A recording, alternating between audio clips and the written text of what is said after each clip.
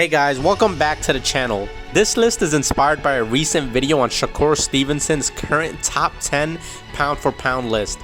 I felt it was a perfect time to release the top 10 of the last decade from Fight Bulletin's perspective. It's hard to make a list like this because you have to take into account that the list is based off a 10-year period. So let's jump right into it. Coming in at number 10, we have the Gypsy King, Tyson Fury. This was a tough placement as he can be significantly higher in the list if you take into account his resume and trials and tribulations. With the recent TKO over Wilder several months back, I don't think anyone in the heavyweight division wants to face off with him. Overcoming drug addiction, mental issues, and weight gain, Fury returned and called out the top guys starting with Deontay Wilder. After a controversial draw in the first fight, Fury came back and did exactly as he said he would with a TKO over Wilder. But over the course of the last decade, Fury has cemented his place in heavyweight history with victories over notable guys like Chisora, Klitschko, and Wilder. Coming in at number 9 is arguably the current number 1 pound for pound fighter, according to some, and that man is Terence Crawford. Bud is the current WBO welterweight champion and is considered the best welterweight out there, with exception of Errol Spence. With his ability to switch stances and adjust during fights, he's one of the most versatile on this list. Bud's rise to the top started midway through the decade, but he's left quite the stamp with victories over guys like Gamboa, Benavidez, Horn, and Amir Khan. Bud being a part of Top Rank is what makes it difficult for a fight with Errol Spence to happen. Despite all this, Crawford's place in this decade's history is undebatable. Coming in at the number 8 spot, we have one of the fastest rising stars in Alexander Usyk. After dominating much of the decade in the cruiserweight division, Usyk made his presence be known in the heavyweight division and is in the rankings to fight some of the top guys like Fury, Joshua, and Wilder. During his reign in the cruiserweight division, he's held the WBO, WBA, IBF, Ring, and Lineal titles, and went on to winning the World Boxing Super Series tournament for the Muhammad Ali Trophy. He's had notable wins over guys like Michael Hunter and Tony Bellew. Many argue that his move to the heavyweight division may be unwise considering his size for the division, but his skill set surpasses most in the division. He's already won his first fight, but the real challenge comes when he contends for a championship.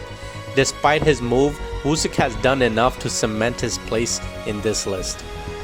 At number 7, we have the boogeyman of the welterweight division, Errol Spence, who is also the unified welterweight champion.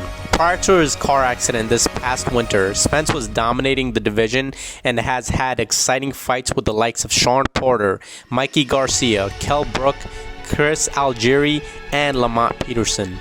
Despite coming back from the accident without any major injuries, he's looked impressive on his recent workout videos. Spence is placed slightly above Crawford simply because of his resume. The caliber of fighters he's fought are slightly higher compared to Crawford. Both fare up pretty well skill-wise. Next up, we have Andre Ward. Ward's placement on this list is well-deserved as he spent much of the decade on the pound-for-pound list prior to his retirement in 2017. Ward is one of the most dominant and technically sound middleweights in history. Between injuries and difficulty finding top opponents, Ward dominated most of his opponents through his elite defense.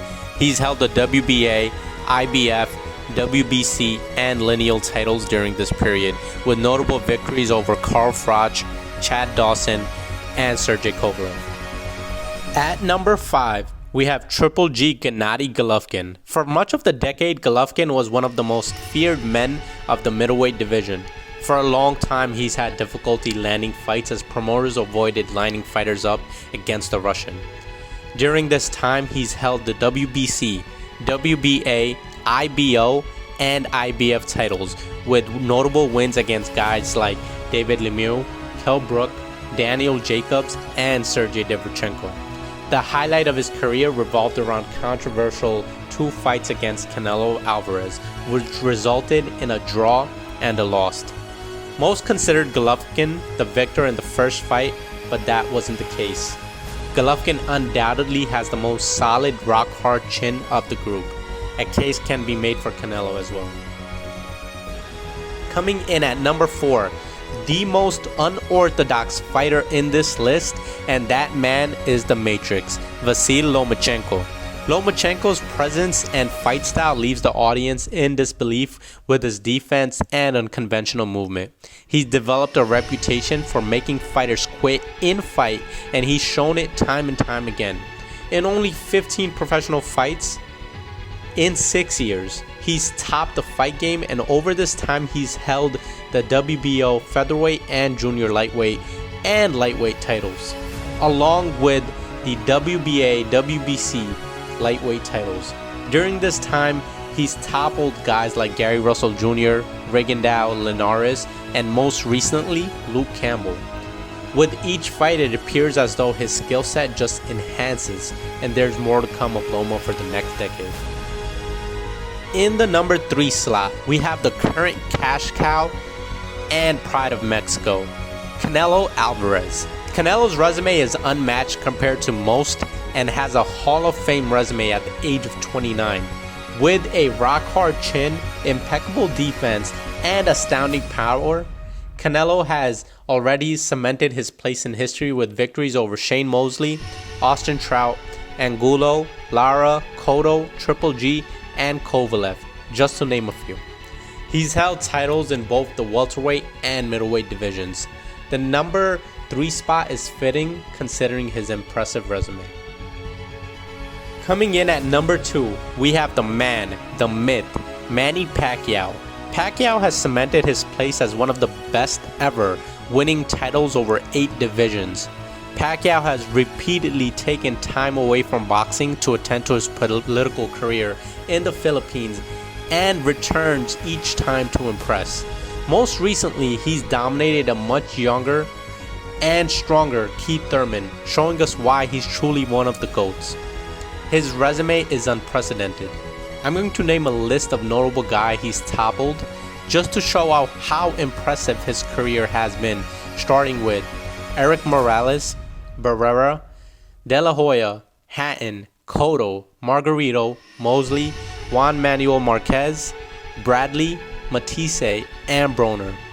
With this resume, it's hard to debate against him. Finally, at the number 1 spot, as most may have guessed already, we have the past cash cow of the sport, Floyd Money Mayweather. It's hard not to put him in the number 1 slot considering his 50-0 record. There's been a lot of controversy behind Floyd in terms of cherry-picking opponents, but there is no denying the legendary career he's had, and he's done it his way with his promotional company, Mayweather Promotions.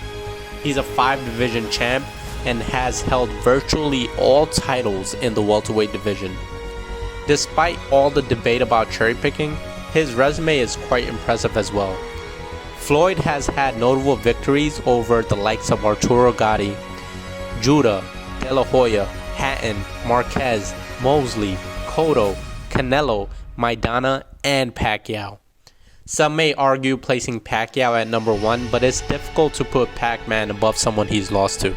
Floyd's career is one that will be hard to come by the likes of again. Well, there you have it, the top 10 pound-for-pound fighters of the last decade. This is Ash with Fight Bulletin. Until next time.